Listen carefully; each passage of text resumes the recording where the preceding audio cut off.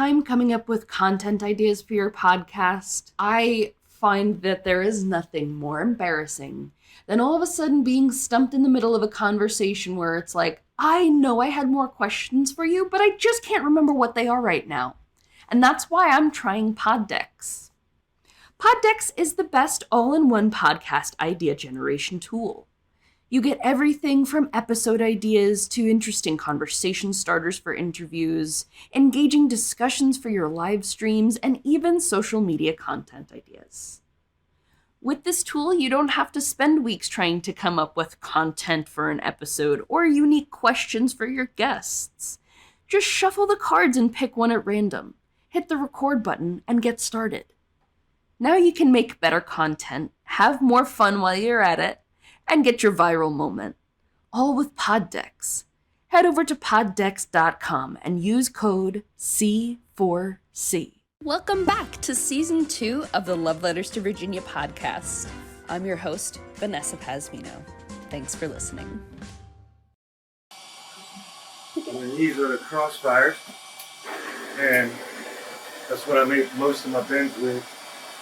And then this is the hand torch, and it's to more or less like look up and get like more accurate stuff and to seal the tubes.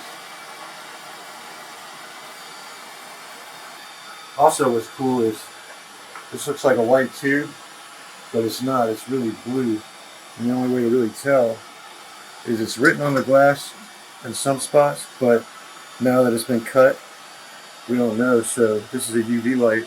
Okay. And it lights the phosphors inside, and you can see the color. Blue. And then it's the powder inside mixed with the gas that makes the colors. Does it? Yeah. So I'm constantly in here just working my butt off. So, but what I'll do is I'll make a word, and then I'll go ahead and process it and fill it with gas. This is a blow hose and a cork.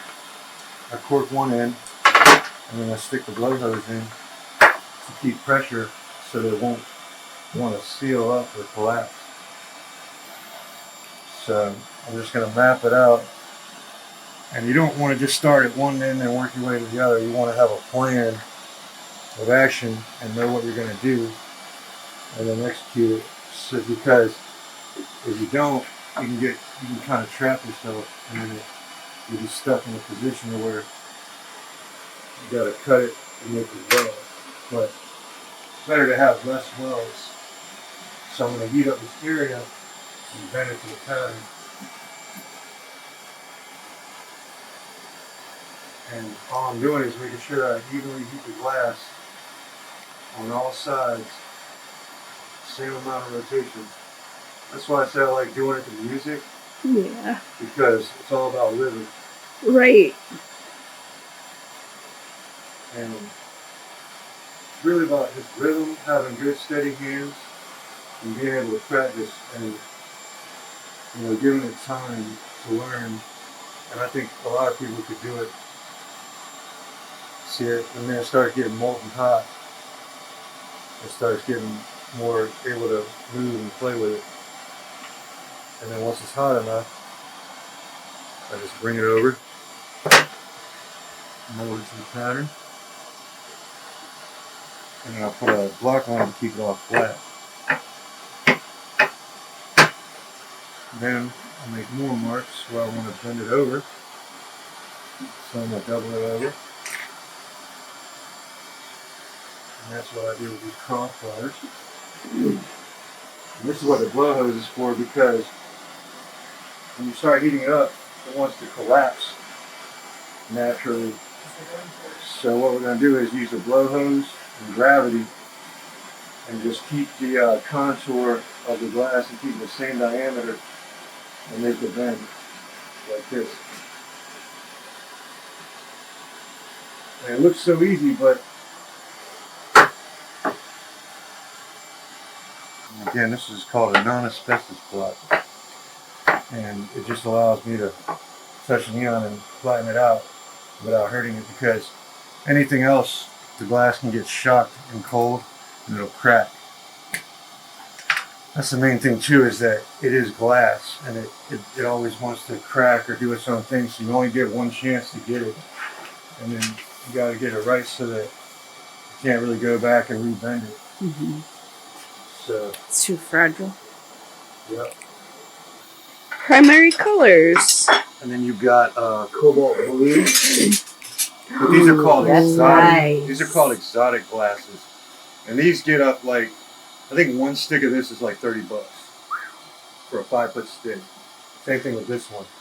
This one here, you know, and it gets pricey, and that's why I don't waste them a lot and I keep them around. But I try to keep stuff in stock, so I have different colors. This is aquamarine. So I mean, you have quite a palette of colors to work with, but you know, that's the one thing that they haven't done yet is LEDs are coming out. They're really cool. They have a lot of advantages, but they still haven't stood the test of time. And they don't have the same kind of warmth. No, and they don't glow all the way around usually either. I've seen one product that does, but that's the thing. Most of that stuff is made in China, and you really can't trust the science behind it because it hasn't been around long enough. And I'm in the industry, and I'll tell you, most of the stuff that I've seen doesn't last, and it actually gets dimmer.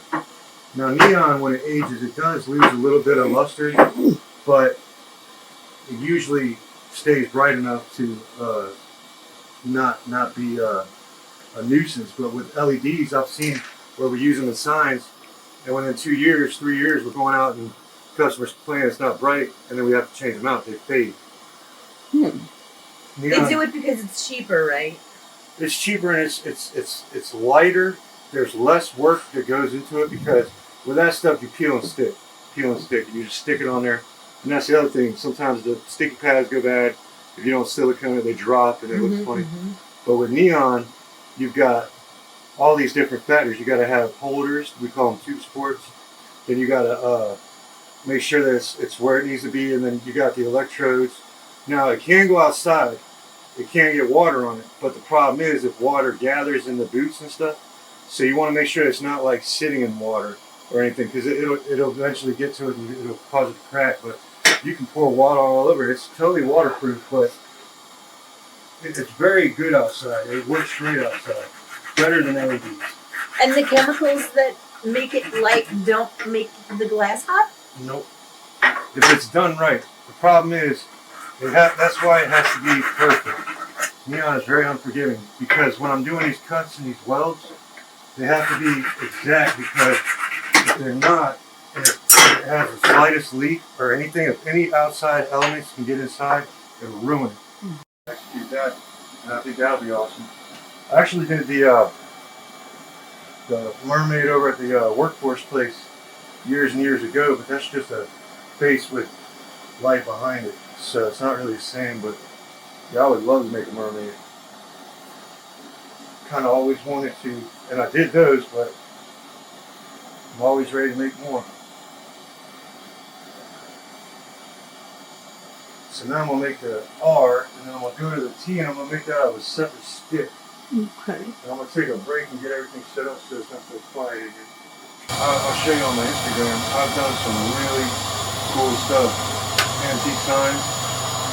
And those really mean a lot to me because the date on them and the age and then the appreciation that the people have for them.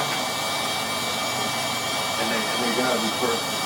Places and they come straight to me. On the phone, you watch them. So what I do is I rotate them opposite each other, and then I stick them together and rotate them together. And this is where you gotta have really steady hands, because it has to be perfect. And the better you get it, the better it is. Just evenly heating it on all sides, and then just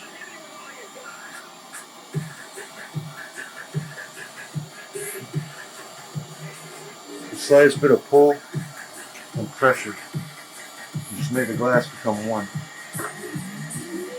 And then again with the block.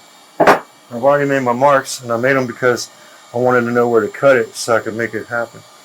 And these marks are all the same, and the marks are important, and where you mark it on here, because that's exactly how the glass will fall in the pattern. But this being my first piece of night, this one hasn't been so perfect. And also because I know that it's not going over top of something, no one's going to know. As long as it looks like a T, it's a T. So you also have to judge the amount of how much effort you want to put into it, because if I knew it had to be Jesus Christ perfect, then I would definitely be focusing more, taking my time and making sure that everything was perfect. See, the old glass, we used to just use a bastard file, and we would sharpen it maybe once a week or whatever, and it would get dull, and it would last. But that's how we cut the glass. But with this stuff, a bastard file, you use it one time on this and it's dull. And then it ain't worth a damn. It doesn't want to crack right, doesn't want to break apart. It's not easy to cut.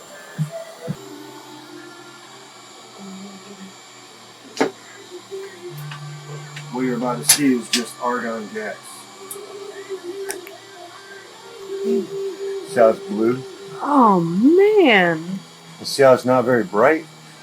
It's bright right here because this is the non-tubulated side. So any impurities that I had in it all got pushed to the end. So what little bit that I didn't get clean, which is on a very minute molecular, like small scale, is what's creating this light. So over time, that'll slowly get dark like this. But you see how it's very dark and unimpressive? Watch this.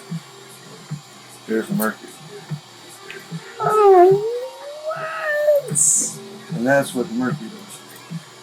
And then it becomes really hard.